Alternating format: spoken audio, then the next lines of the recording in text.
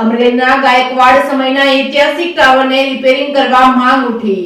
અમરેલી હાદસામાં અમરેલીની આન બાન અને શાન એવો ગાયકવાડ રાજનો પુરાતન ઐતિહાસિક ટાવરને રિપેરિંગ તેમજ રંગ રોગાન તેમજ મુખ્ય ઘડિયાળ વર્ષોથી બંધ હાલતમાં છે તે ફરીથી ચાલુ કરી 21મી સદીની આધુનિક ઘડિયાળ લગાવી ફરી ટંકારાનો રણકારનો અવાજ આવે અને ટાવરની મરામત કરવી તેમ ભવ્ય લાઇટિંગ કરવા અમરેલી હિતરક્ષક સમિતિ દ્વારા અમરેલી નગરપાલિકા ખાતે ચીફ ઓફિસરને રજૂઆત કરવામાં આવી છે। તેમજ રાજમહેલ પણ ઐતિહાસિક હોય તેનું મરામત ચાલુ થનાર હોય તો અમરેલીનો પુરાતન ઐતિહાસિક ટાવરને મરામત કરવા અમરેલી હિતરક્ષક સમિતિ દ્વારા અનુરોધ કરવામાં આવ્યો છે। આ તકે યોગેશભાઈ કોટેચા, રાજેશભાઈ ગાંધી, વિપુલભાઈ ભટ્ટી, હરેશભાઈ સેદાણી, જાવેદ ખાન પઠાણ, દીપકભાઈ મહેતા, ભાર્ગવભાઈ મહેતા, પ્રફુલભાઈ ધામેચા, જયસુખભાઈ સોજિત્રા, કૌશિકભાઈ ટાક સહિતના લોકો ઉપસ્થિત રહ્યા હતા। Reporting by Jainik Sojitra, Amreli. આજરોજ અમરેલી હિત રક્ષક સમિતિ એટલે કે અમરેલીના જે પ્રાથમિક જરૂરિયાતના મુદ્દાઓ છે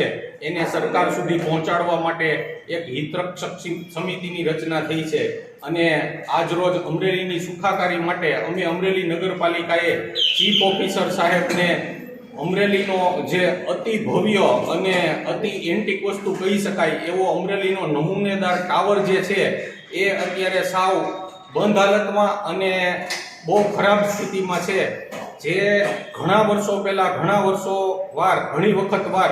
એને મરામત કરવામાં આવી છે અને ઘણીવાર એનો લાખો રૂપિયાનો ખર્ચો પણ કરવામાં આવ્યો છે, છતાં પણ અમુક ટાઈમ થાય એટલે બંધ થઈ જાય છે। તો હવેથી અમારી એવી માંગણી છે કે એમાં અતિ આધુનિક એટલે કે અત્યારની ટેકનોલોજીવાળી ઘડિયાળ નાખવામાં આવે અને એ ટાવરને ફરીથી ચાલુ કરવામાં આવે, જેથી કરીને આ જે વારંવાર બંધ થવાની જે ઘટના છે એ થાય નહીં અને અમરેલીને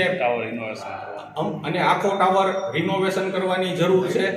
અને લાઇટિંગ ને શો વગેરે અમરેલીના હૃદયસમા ટાવરને એક અમરેલીના હૃદય જેવું નજરાણું બનાવવામાં આવે એવી અમારી વિનંતી છે। અને પહેલાંની જેમ